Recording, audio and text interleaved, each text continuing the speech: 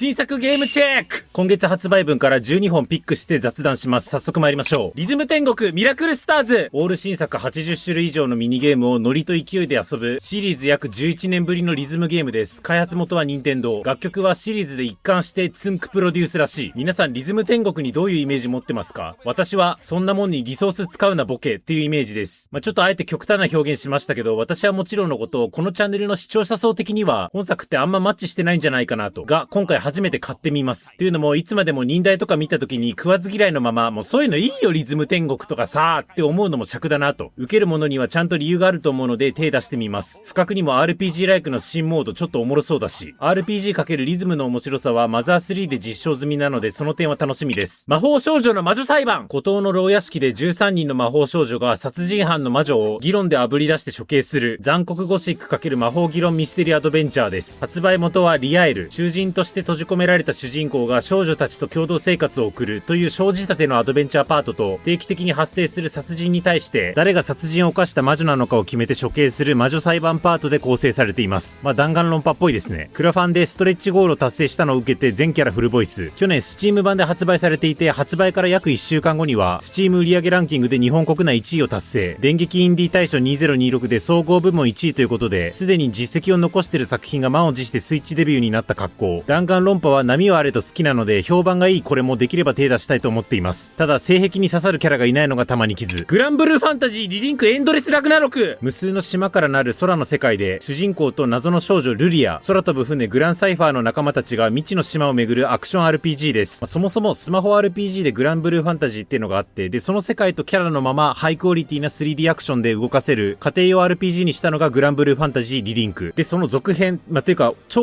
大型拡張が本作という位置づけだそうです。前作未所持でもこれだけ買えば OK。 割とファイナルファンタジー14ライクのボスバトルが楽しめるらしく、以前青材に行った時リリンクが流れてて確かにそんな感じだった記憶。グラブルは稼働13年目の超老舗ソシャゲで、名前だけはずっと知っていたもののキャラについては藤山さんのスケベ作品でナルメアとロゼッタだけ知ってた状態で、どっかで1作品手つけたいと思っていたのでこれを機にやってみる予定です。少なくとも一人絶対に性癖に刺さるキャラがいると分かってるとゲームを始めるハードルが下がるから助かりますね。デジモンストーリータイムストレンジャー。450体以上のデジモンを集めて育てる約10年ぶりのシリーズ最新作となる育成 RPG です。開発元はメディアビジョン、発売元はバンナム。メディアビジョンの代表作はワイルドアームズとか。あらすじとしては主人公は秘密組織アダマスのエージェントで、新宿の調査中に未知の生命体デジモンと出会い、謎の爆発に巻き込まれて8年前へとタイムスリップする。人間世界とデジモンが暮らす異世界デジタルワールドイリアスの2つの世界を行き来し、デジモンと人間が引き起こす世界崩壊の真相を追うというものです。すでに去年 PS5 や PC 版で発売済みで、その時のメタスコアは79とまずまず。デジモンは大昔に PS1 のデジモンワールドを人の家で見ていたのと、デジモンワールドデジタルカードバトルっていうスーパー神ゲーに沼って以来未プレイ。気になってるのが、私もかなりネガ寄りの感想動画を出したポケモンレジェンズ ZA はユーザースコアが10点満点中 4.8 で、一方で本作は 9.1 なんですよね。ZA は何がそんなにいまいちに感じたのかあんま言語化ができなかったので、何がそんな評価されてるのかっていうのを本作通じて考えたいなと思いました。これも手出したいんですが、発売日が魔法少女ともグラブルとも被ってるのが鬼門すぎる。エコーズ・オブ・アインクラッド。プレイヤーが自作アバターとなってデスゲーム化した浮遊城アインクラッドを冒険するアクション RPG です。名前から想像できないんですが、世界初のフルダイブ型 MMORPG が舞台のソードアートオンラインというライトノベルがモチーフ。主人公は自作のアバターに化身した1回のベータテスト参加者。ソロの剣士イオリや情報やアルゴと出会い、浮遊城アインクラッドを冒険します。ただ、正式サービス開始後、世界はゲーム内の死が現実の死となるデスゲームへ変貌し、生還を目指す。要するに主人公がソードアートオンラインのキリトではなく、お前が主人公だったらという話らしい。これだけ聞くとだいぶ面白そう。ソードアートオンライン全く知らないので、これもこれを機にシリーズ1本ぐらいやっとくかシリーズの一つ。体験版の評判があまり良くないのを偶然聞いちゃったんですが、とはいえ自分の目で判断したいのでやります。アサシンクリードブラックフラッグリシンクロ。2013年のアサクリ4ブラックフラッグを全面再構築し、RPG 化以前のアクション体験立ち返るアクションアドベンチャーです。開発元は UBI ソフト。最近レイオフとかスタジオ閉鎖で騒がせてるとこです。アンリアルエンジンとかユニティとかああいうゲームエンジンをアンビルという名前で自前で持ってることでも有名です。あらすじとしては舞台は18世紀初頭、海賊黄金時代のカリブ海。主人公は元知略船員のエドワード・ケンウェイで、富を求めて海へ出た末にアサシンとテンプル騎士団の抗争に巻き込まれ、一流のアサシンへと成長していく。黒ひげら実在の海賊たちと交わりながら大海原をかけるというものです。ちなみに知略船員とは、国家から敵敵国の船を攻撃略奪していいっていう許可を得て活動する民間の航海者や船乗りのことです。要は合法海賊団。てかそんなあるんだ。前評判のユーザーの声では RPG じゃなくてアクションに回帰して嬉しいとのことなんですが、私は朝栗は名前しか知らなくて、あとは作中のアサシンたちが高所から飛び降りる際に見せる姿勢をイーグルダイブって言うんですが、それが名調でオマージュされていたことぐらい。名調がオマージュする作品は大体面白いので、その点だけで期待しています。これも7月9日発売ということで被りまくってて終わってるんですが、やります。ヒプノシスマイクセカンドピリオド。人気ラップ IP を原作に原作 CD 楽曲をスクラッチして遊ぶキラースクラッチとオリジナル物語を楽しむリズム&ノベルゲームです。開発元はオルトプラス、ヒプマイスマホアプリ版作ってるとこです。そもそもヒプノシスマイクって何かっていうと、武力ではなくラップで勢力を争う世界が舞台で、実際にラッパーとして活動する人たちとかが作った楽曲をもとに架空のキャラ同士が陣営に分かれてラップバトルをするというもの。2017年9月からキングレコードが手掛けていて、アニメ、ゲーム、ラジオ、舞台だったり、いろんなジャンルで展開されていて、YouTube のチャンネル登録者は107万人、立派な派遣コンテンツです。私も映画のヒップマイ見たことがあるんですが、楽曲と PV の完成度がめちゃくちゃ高い。基本的に声優がラップしてるんですけど、さすがにばらつきはあるんですが、上手い人はとことん上手い。売れるものには理由があるなと感心した覚えがあります。ちなみに私は名古屋が一番好きです。お前ゲーム買ってやるのかっつったらあれなんですけど、誰かには刺さりそうなので紹介しました。カルドセプトビギンズ。ダイスでマスを進み、カードで領地を奪い合う、10年ぶりのシリーズ新作ボード&カードゲームです。開発元はネオスで、歴代カルドセプトを手掛けた大宮ソフトとジャムズワークスも開発協力監修として参加します。システムとしてはプレイヤーはダイスを振ってマップ上のマスを移動、クリーチャーのカードで領地を占有しながら目標魔力に到達すれば勝利するというものです。クリーチャー、スペル、アイテムなど多彩なカードを40枚組み合わせて戦う。収録カードは400種類以上だそう。カルドセプトも名前だけは大昔から知っていて中身一切知らないんですけど、ボドゲやカードゲームはそれぞれ好きで、ウベローゼンベルク作品とかマジック・ザ・ギャザリングとかこすっていた時もあっておそらく楽しめるはず。ただ、ボードゲームとカードゲームの2つの要素が融合してどういう面白になるのかっていうのは想像つかず、古きを知る意図でやってみる予定です。プロ野球スピリッツ2026。次世代エンジンでリアルな試合を描く野球育成シミュレーションゲームです。発売元はコナミ。てか、プロスピとパワープロ作ってるとこ同じなんですね。もうそれすらも知らなかったです。完全にコナミ独占なんですね。売りとしては家庭用17年ぶりの WBC モード搭載。決勝までの全47試合をシナリオで再現。決勝会場であるローンデポパークも再現してるらしい。ローンデポパーク言われても知らんけど、WBC ってことは海外リーグの外国人も全部再現してるってことなんでしょうか。だとしたらすごいですね。野球シミュレーションゲームは64のパワープロ4しかやったことなくて、センス丸と大丈夫博士の成功を引くことを祈るだけのサクセスモードめっちゃハマった記憶があるんですけど、とはいえこの類のゲームってビジュアル表現の進化以外になんか面白くなる要素あんのって思っちゃってる節があり、大谷翔平と南 J の知識しかないけどたまにはやってみようかなと思っているんご。スプラトゥーンレイダース。スリミ連合と謎の島渦潮諸島を巡りお宝を探して鮭と戦う、1人から4人で遊べる PVE 協力型のアクションシューティングゲームです。発売元は任天堂。言わずと知れた対戦型シューティングゲームスプラトゥーンシリーズの初のスピンオフ作品です。以前の動画で触れた通り、スプラ2のソロモードの拡張コンテンツであるオクトエキスパンションとか普通にむずくて面白く、ソロゲー特化に可能性感じていたので本作も順当にプレイします。お値段が6480円と比較的財布に優しいのもさすが任天堂。余談ですが、スプラに楽曲提供した人に話聞いたことがあるんですが、スプラってどのシーンで使うかっていうのを指定せずにいろんな作曲者に大まかなテーマや音源だけを与えて好きなもん作れってぶん投げるらしい。遊び心があるっていうか作曲者すら試してくるスタイルというか、いずれにせよ金がないとそんな発注スタイル取れないから恐ろしいですね。ヘイローキャンペーンエボルブド。初代ヘイロー